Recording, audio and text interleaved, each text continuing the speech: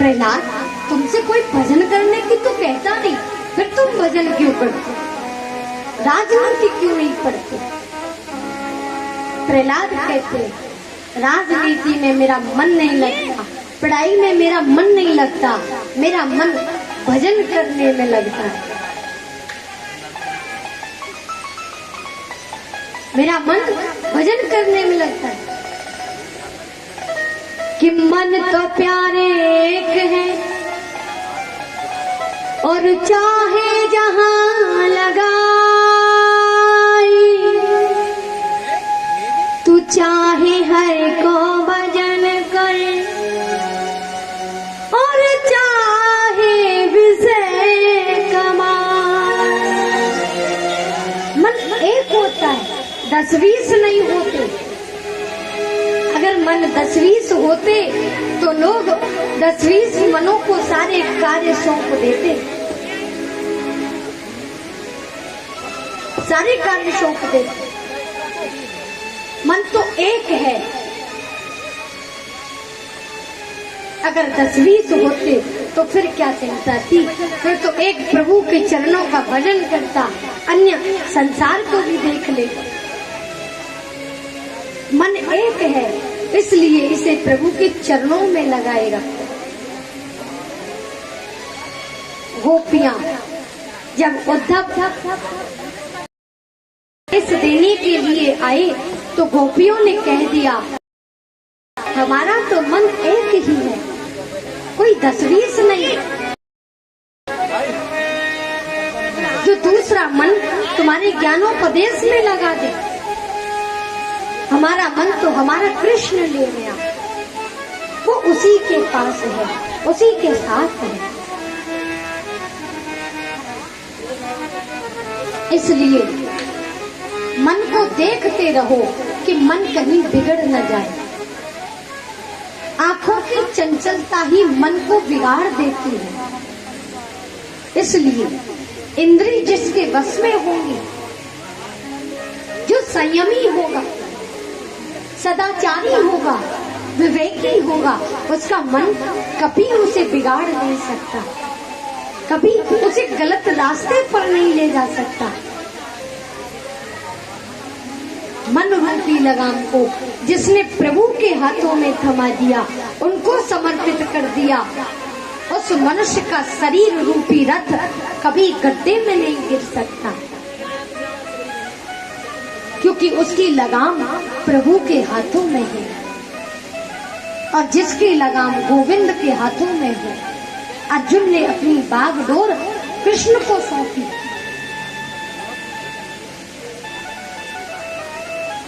कहते हैं जब महाभारत का युद्ध होने के लिए जा रहा था तो कन्हैया ने कहा, एक तरफ सेना है और एक तरफ अकेला मैं हूँ, बताओ दुर्योधन तुम्हें क्या चाहिए?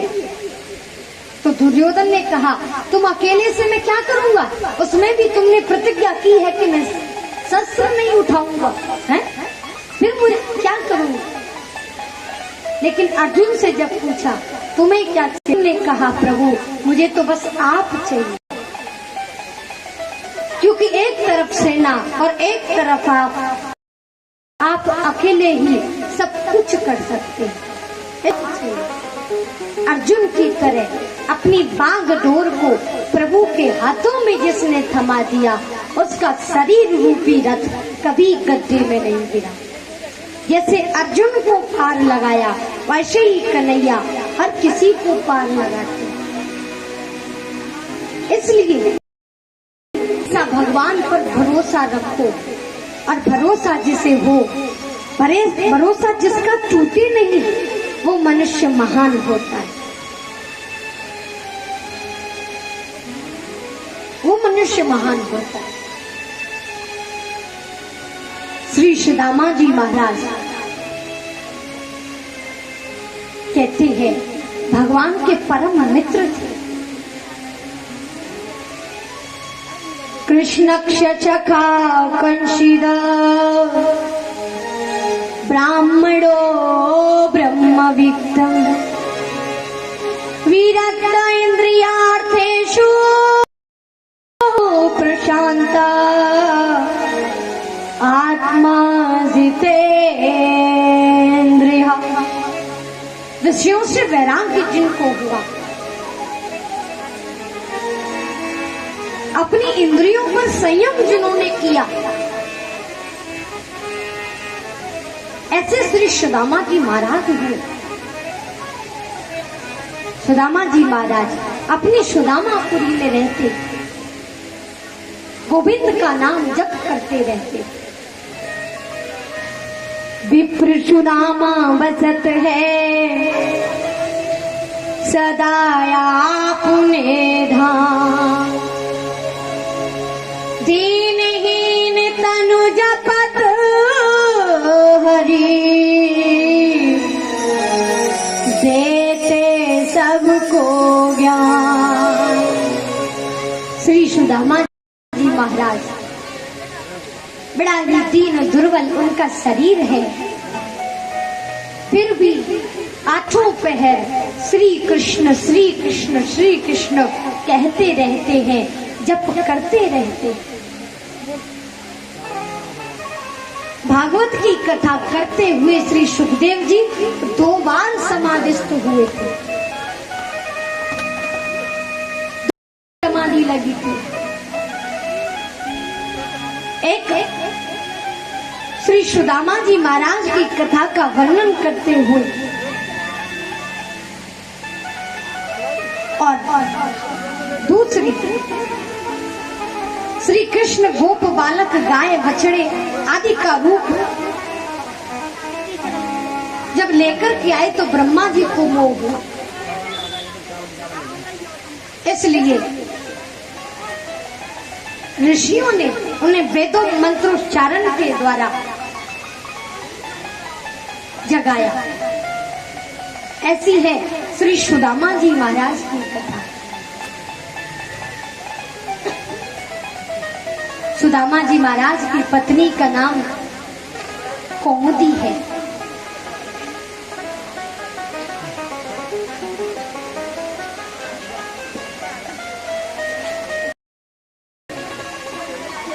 सुदामा जी महाराज की पत्नी का नाम कौमुदी है। कहते हैं उनकी पत्नी कौमुदी अत्यंत सुशील होने के कारण उनको एक सुशीला के नाम से जाना जाता है। पतिव्रता किसे कहते हैं?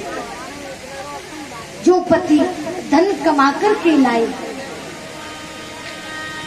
पत्नी फिर अनायास ही उस पति से प्रेम करती। जो पति धन कमा करके लाए, परिवार की हर इच्छा को, सबकी इच्छा को पूरा करे, फिर पत्नी उससे प्रेम करे, ये साधारण पत्नी होती है। लेकिन जो पति बिल्कुल भी काम न करे, जिसके घर में खाने के लिए एक दाना न हो, फिर भी श्री सुदामा जी महाराज श्री कृष्ण के नाम जप में ही लगे रहते हो।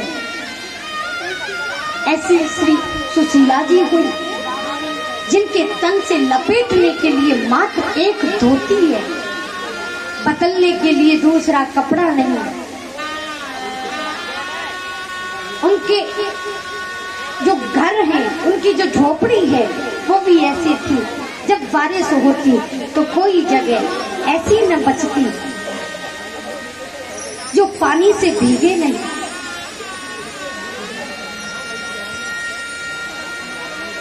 फिर भी सुशीला अपने पति के चरणों में अनन्य प्रेम करती, अपने पति की वाणी के द्वारा कृष्ण कथा का पान करती रहती। कभी सुशीला ने अपने पति से ये नहीं कहा कि तुमने विवाह करके मेरी जिंदगी बेकार कर दी।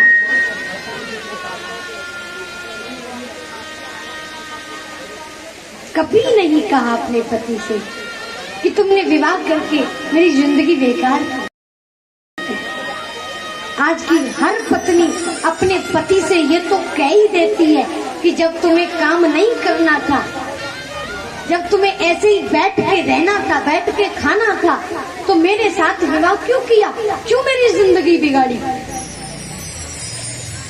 लेकिन सुशीला ने कभी अपने पति से ये शब्द नहीं कहे कि तूने मेरे साथ विवाह करके मेरा जीवन बेकार कर दिया। ऐसी महापतिव्रता सुशीला है। उनका नाम कौमुदी है, परंतु सुशीलपन होने के कारण लोगों ने कौमुदी को सुशीला के नाम से जाना। सुदामा जी महाराज कहते हैं, पोरबंदरवासी महाज्ञानी जितेंद्रिय और पवित्र ब्राह्मण श्री कृष्ण के परम मित्र हैं।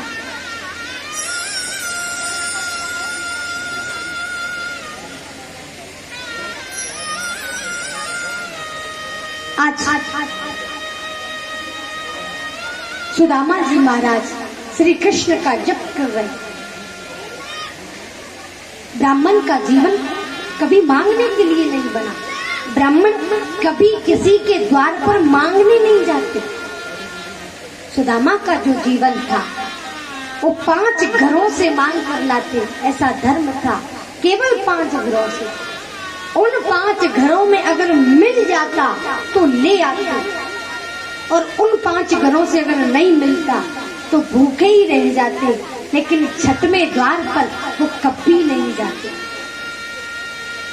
ब्राह्मण के 6 लक्षण बताए गए हैं, 6 धर्म बताए गए हैं। यज्ञ करना और यज्ञ कराना,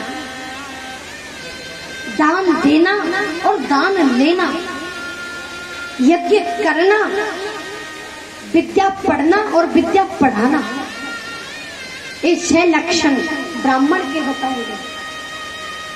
एक क्रम मुक्ति भी आती है।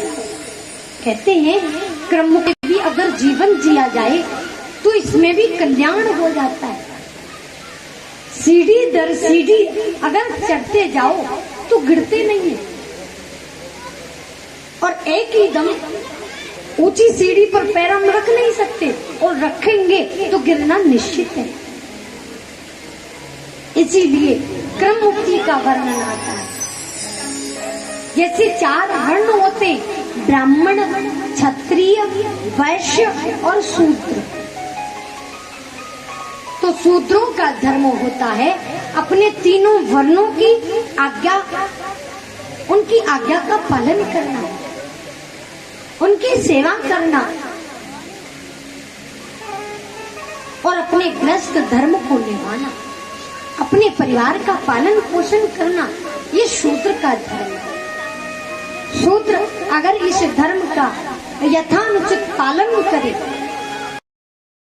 यथा संकल्प अपने धर्म को निभाए, तो अगला जन्म उन्हें वैश्य वर्ण में मिलता है। और वैश्य का धर्म है ब्राह्मण और क्षत्रिय, इन 2 वर्ण की आज्ञा पालन करना, इनकी सेवा करना, अतिथि धर्म को निभाना, गृहस्थी धर्म को निभाना, व्यापार करना, खेती करना, ये वैश्य का धर्म है। और वैश्य इस धर्म को यथा विधि करता है, यथा विधि निभाता है, तो अगला जन्म उन्हें क्षत्रिय वर्ण में मिलता है। और क्षत्रिय के क्या लक्षण होते हैं? यज्ञ करना, यज्ञ कराना, क्षत्रिय धर्म का पूरा पूरा पालन करना, ब्राह्मण वर्ण की सेवा करना और अपने गृहस्थी धर्म का पालन करना, करना, ये क्षत्रिय धर्म होता है। अगर क्षत्रिय इस धर्म का पूरा पालन करे तो अगला वर्ण उन्हें ब्राह्मण वंश में मिलता है। और ब्राह्मणों के 6 लक्षण जो अभी बताए, यज्ञ करना, यज्ञ कराना, दान देना, दान लेना, विद्या पढ़ना और दूसरों को पढ़ाना, ये ब्राह्मण का धर्म होता है। ब्राह्मण इस धर्म को यथाविधि करे तो फिर 1-2 अग्निहोत्री, ब्रह्मनिष्ठ 1-2 जन्म और लेने पड़ते हैं। उसका कल्याण हो जाता है, वो मुक्त हो जाता है। अगर हम सीढ़ी दर सीढ़ी चढ़े फिर भी हमारा कल्याण है। सुदामा कभी किसी के द्वार पर मांगने नहीं जाते, 5 घरों में मांगने जाते, उनसे मिल जाता तो पा लेते और नहीं मिलता तो भूखे ही रह जाते। हर समय श्री कृष्ण श्री कृष्ण श्री कृष्ण जप करते रहते। कई कई दिन उनके बच्चों को भूखे ही व्यतीत हो जाते। सुदामा अपनी विद्या का उपयोग भोग के लिए नहीं, भगवान के लिए करते। सुदामा के घर दरिद्रता का राज्य था, लेकिन कहते हैं दरिद्र जो प्रभु को भूल जाएगा। और सुदामा दरिद्र नहीं है, क्योंकि वो हर समय प्रभु का जप करते रहते, उनको याद करते रहते। धनवंता ताहि जानिए या फिर राम नाम धन हो। जिसके पास राम नाम रूपी खजाना है वो सबसे ज्यादा धनवान है। इसलिए राम नाम रूपी खजाना कभी हमारे पास से खत्म न हो, कभी दूर न हो। सुदामा जी महाराज आज तो नाम के विपरीत गुण देखे जाते, लेकिन जैसा सुदामा का और कौमुदी का सुशीला का नाम है, वैसे ही उनके अंदर गुण भी है।